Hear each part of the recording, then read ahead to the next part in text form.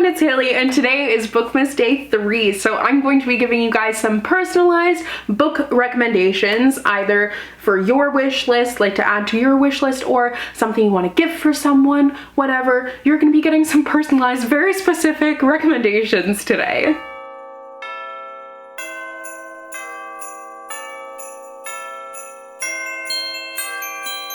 I never know how to explain this in few words because it's pretty much impossible, but I've done a few of these videos in the past where I have asked you guys for like very specific prompts on Instagram, and you give me those prompts and then I recommend a book based on that. So that's exactly what we're going to be doing today. I thought it would be fun to apply that to like your wish list, something you want to add, or if you don't know what to gift someone. I just love giving recommendations, and based on the smallest thing, it's one of my favorite things to do, honestly. So I have some on my phone here that I am super excited to do, and rather than actually going to get the books, I'm just going to, like, I'll put the cover on the screen for you.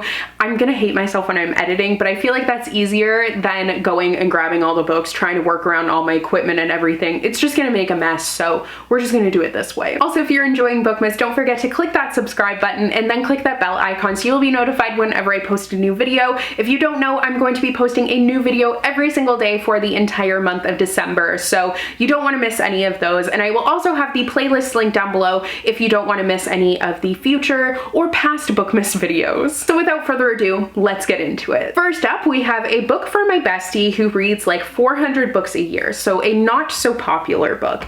And I have a lot of like really underrated books that I think everyone should read. I've done a few videos on that, so if this by chance is a book that they have read, then you can watch one of those videos and definitely find something. But I'm going to recommend Girl Man's Up by M.E. Gerard.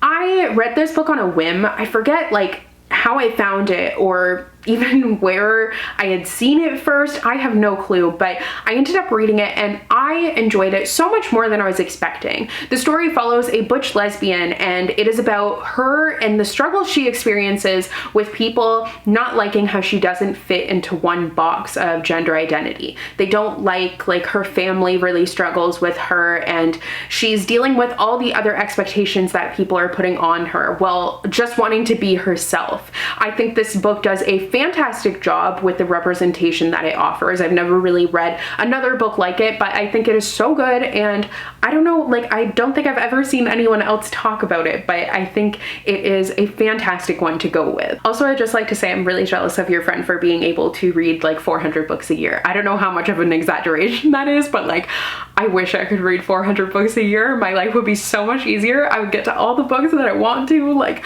oh, I'm emotional. My hero, honestly. Next is for someone who doesn't like Christmas books but would like to get into the Christmas spirit.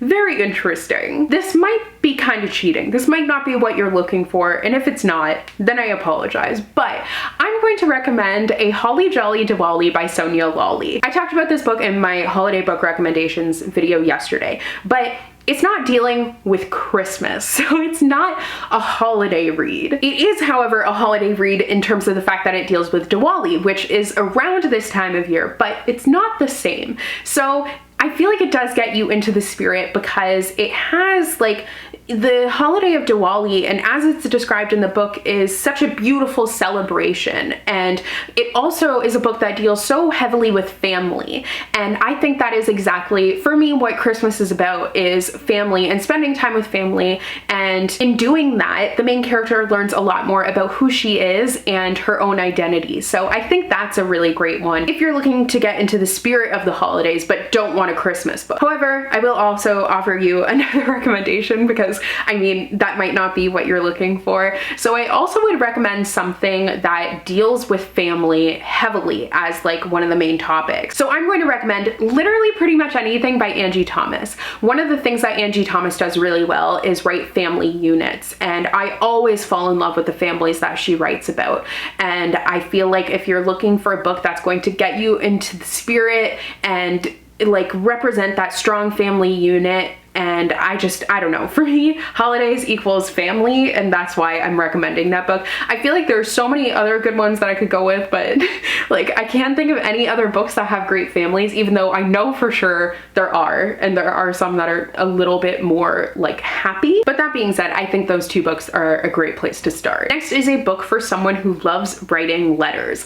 I find this so interesting. So obviously, an easy way to go with this is a book that's told in an epistolary format. So one that I would recommend that's really popular is The Perks of Being a Wallflower by Stephen Chbosky. Letters are the way that the story is told. It's entirely in letters, and the letters are so important to the story. So I think that that's a great one to go with. Another good one is obviously To All the Boys I've Loved Before. Letters are the way that the story gets started. These letters that the main character has written to all of her crushes, they end up getting mailed out, and obviously that's like the catalyst for everything that follows. So that's a really cute way of looking at like someone who likes letters. You can see the impact that those have. And I'll recommend one more, although like there are so many books that are written in an epistolary format, so that would be a great way to go for someone who loves letters. But there's also The Summer of Lost Letters by Hannah Reynolds. So I haven't gotten the chance to read this book yet, but it's about a character who's learning more about her family and her grandmother's past in particular through letters that she found that she has written. So anything, you know, there's a lot of books that deal with letters actually, now that I'm thinking about it, and those would be great for that person. Next is a book for an environmentalist. So the first one that came to mind for me was Willa of the Wood by Robin Beatty. So I have both of these books, and they're actually middle grade stories, but the entire concept of it is this appreciation for nature and the environment around the characters. So I think for an environmentalist, that's like fundamentally what they would be interested in. And even though it's a middle grade, so I know not everyone likes to read middle grade, but it's a fun story about really appreciating the world and taking care of it. And I think that's amazing. It spreads an amazing message and definitely is a really great one. Next is a book for someone who loved this selection but refuses to read anything else. So I love that. Like, I feel like that's how I was when I was a kid. If I loved a book, I wouldn't want to read anything else. It wouldn't mean like I loved reading, because I didn't really love reading as a kid, but it was like I kept on reading the same Magic Tree House books over and over and over again. So that definitely gives me those same vibes. So what I would say is to go with something that is really, really similar to that. And my recommendation is going to be Prince Charming and Her Royal Highness by Rachel Hawking. These books both deal with royalty, and I think that's one of the things that makes the selection great, is the royalty aspect of it. It's done really well. But the other thing that makes the selection amazing is the swoon-worthy romance, and that is definitely something you get in both Prince Charming and Her Royal Highness. Both books have incredible romances dealing with the Scottish monarchy. In the first book, you have the main character's sister is the one who is involved directly with the monarchy, but then obviously some eyes end up being on her, so she ends up having to go to Scotland, and there she meets one of the, he's like a duke, or I don't know, he's someone who's involved like on the periphery of the monarchy, and there's a little romance between the two of them. And then in Her Royal Highness, the main character has been in this terrible breakup, so she ends up going to a boarding school in Scotland to try and run away from that.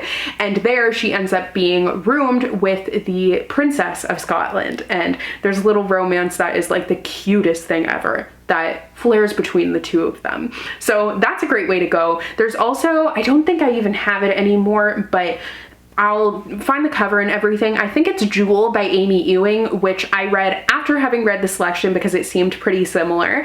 What I would say not to do is to read Kiera Cass's other books, because personally, they were misses for me. So I would say just like stick with the main selection series and then kind of see what other royal books you can venture out into, because there are plenty that deal with that topic. I would also say maybe try and find out like what that person loved most about the selection, so you can try and find some similar recommendations based on that, because maybe they didn't love the royalty aspect, but they loved the like swoon-worthy romance, or you know, whatever. Just kind of going off of that one thing and see if you can find something similar. Next is a book with a plot twist that will blow my mind.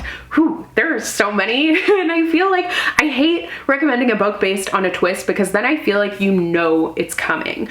What I will say is anything by Tiffany D. Jackson is going to have a twist in it that is going to leave you like breathless, honestly. So the 2 books that I've read by her so far, although I have more that I really want to read, are Allegedly and White Smoke. White Smoke came out this past year and it is a haunted house story, but it's a twist on it.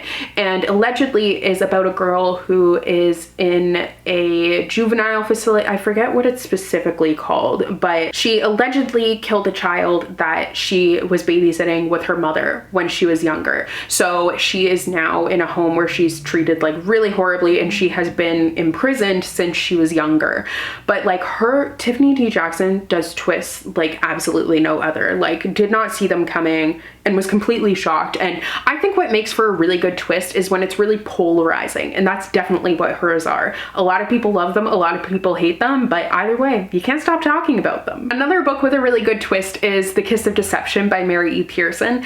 I think this one I feel okay recommending it based on a twist because it's one where you know there's a twist coming, because you're following a princess who has run away on the day of her wedding. She decided she doesn't want to get married, and she is followed by 2 people, and you get the perspective of each of them. So the one is an assassin who was sent to kill her, and the other is the prince who she was supposed to marry. And she's starting a relationship with both of them. There's kind of, you know, romance vibes between the 2 of them, but you don't know which is which until the end. So that's definitely one that will keep you on the edge of your seat. And another one that I feel like I have to mention, because it's definitely the like #1 book with a twist that comes to mind, is One of the Good Ones by, I can't think of the author, one second, Micah Moulit and Maritza Moulit. So they are the authors of Dear Haiti, and this is their most recent book that I read earlier in the year, One of the Good Ones. And like, you expect it to be one thing, but then it ends up being something entirely different, and like, wow, was it a lot. So definitely if you're looking for a shocking twist, that's another great one. Next up is a book for someone who loves baking. And I feel like this past year, I acquired so many books that deal with baking. I don't know where it came from. Some of them I haven't read yet, some of them I have, but I'm just gonna tell you about all of them. So To All the Boys I've Loved Before by Jenny Han is another good one where there's some baking in it. It's not the main topic, but Laura Jean does love baking. We also have A Cuban Girl's Guide to Tea and Tomorrow by Laura Taylor Namey. This is more of an intense, it's not intense, but it's more of an emotional story because the character is really dealing with some grief, and baking is something she has loved her entire life, and it is a main topic of it.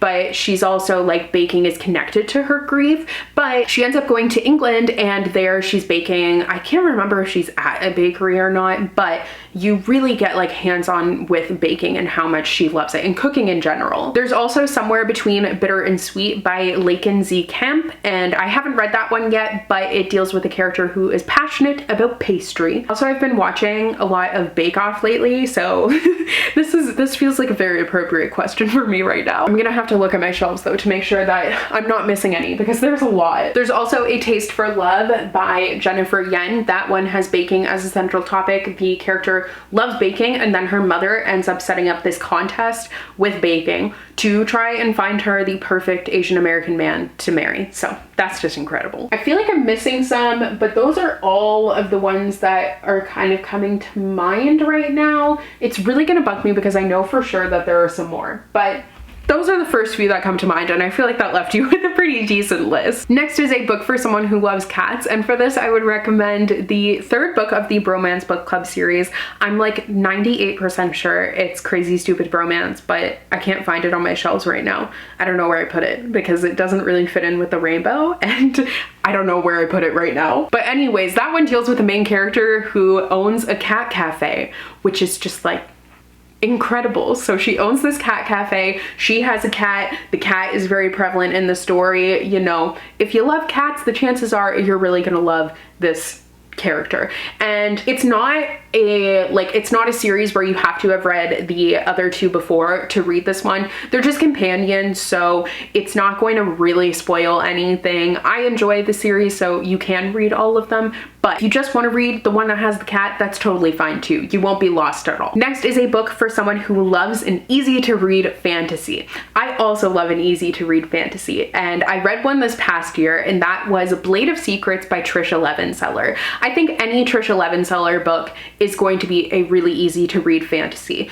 Blade of Secrets is one that I absolutely flew through. Like, oh my goodness. And there's actually going to be a sequel coming out, which is really exciting. But this is a story of a blacksmith who has social anxiety, and she ends up creating this weapon for someone that is more powerful than she ever could have imagined. So she has to actually go on the run with it in order to keep it from getting into the wrong hands. So it is a fantastical story. There's some magic in there, and it definitely was one that I absolutely flew through. Another good one is An Enchantment of Ravens by Margaret Rogerson. That one deals more with romance. Like, there's also romance in Blade of Secrets, but I felt like there were more other things going on. Meanwhile, in Enchantment of Ravens is more of like a fae romance. So it is fantastical, but the romance is more central to the story. But it definitely was a really quick and easy one for me to read that I had a lot of fun with that one. It's about a girl who paints this prince with emotion, which she's not supposed to do because he's a fae prince. He shouldn't show emotion, so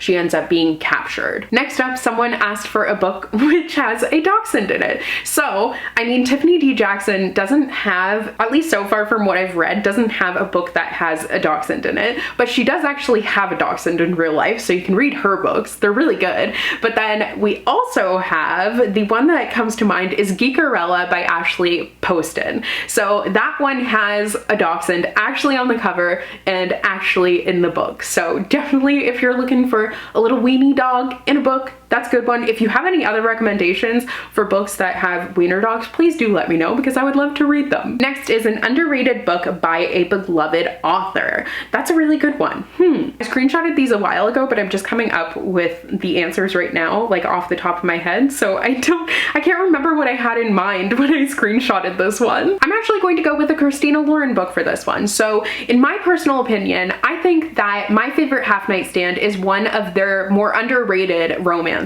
I really enjoyed that one. It's Friends to Lovers, which does tend to be something that I enjoy more, so obviously I'm going to like it, but I felt like it was really, really good. And some of their other romances, like, I really love them. They're my favorite romance author duo, I say it all the time, but that doesn't mean I have loved all of them. But this one is one that I kind of went into not expecting much, but I did really like it. If you have any other recommendations for like underrated books by an author that you love, leave them down below, or honestly, any recommendations for any of these prompts. I mean, as many recommendations as possible is always better than none, so you can comment them down below. Next is a book that is similar to The Sun Is Also a Star, and I'm actually going to go with Instructions for Dancing, which is by the same author. So I feel like Instructions for Dancing, the entire time I was reading that one, and the author's Nicola Yoon, by the way, in case you didn't know, but I kept on thinking of The Sun Is Also a Star, and not in a bad way because they're also very different, but I feel like the overall message of it is quite similar, and I think it's a great message to be left with as well. I know for sure there's like another book that definitely made me think of The Sun Is Also a Star, but I can't think of it right now.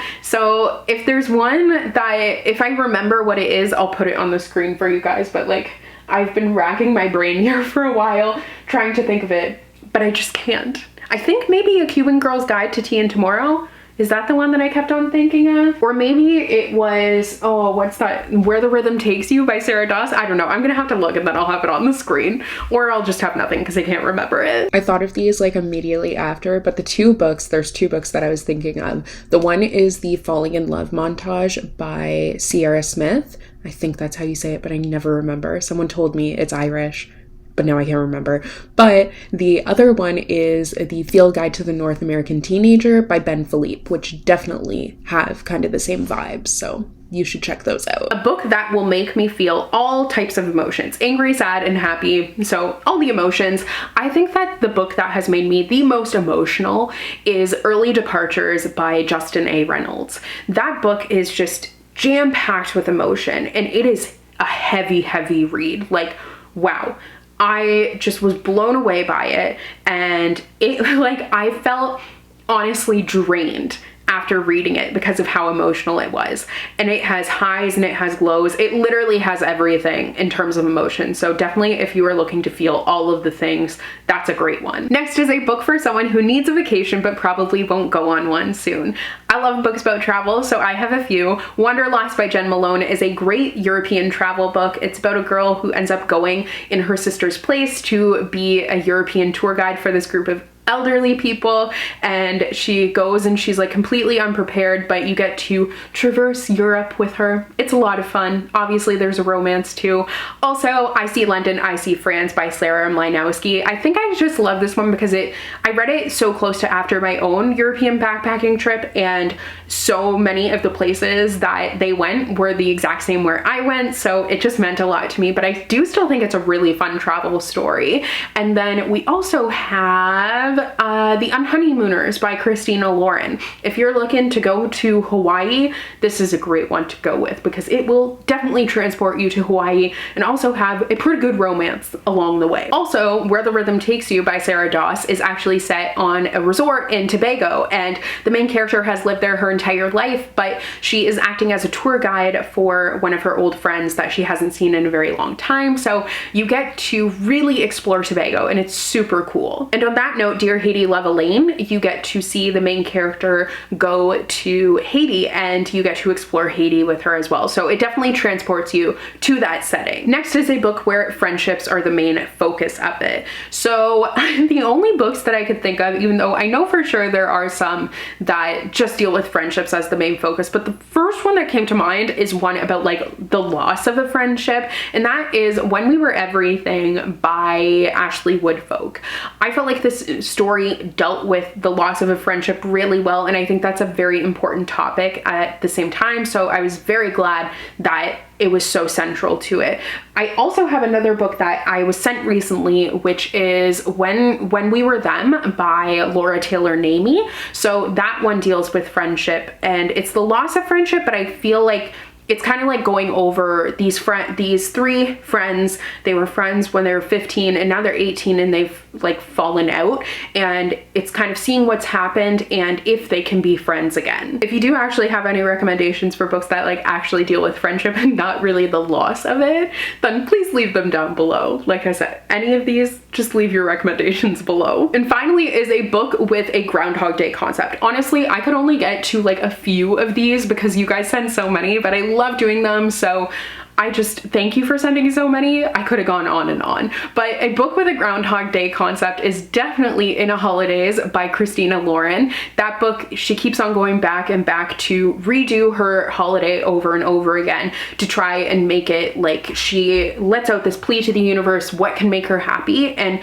then she's sent back to keep on doing her holiday over and over again, and every time she does something wrong, she's sent back to the beginning again. So definitely Groundhog Day. Okay, so those are all the recommendations that I have for you guys today. I hope it was able to help you guys out. Don't forget to leave some of your own recommendations for these prompts down below. Also, don't forget to click the subscribe button so then you won't miss out on any of the Bookmas videos. Tomorrow for Bookmas Day 4, I'm going to be sharing my best books of 2021. So I'm so excited. It's going to be a really good list. It was so hard to narrow down, but I did end up doing it, so definitely don't want to miss that. But thank you guys so much for watching today's video. I hope you enjoyed, and I will see you tomorrow for another one. Bye!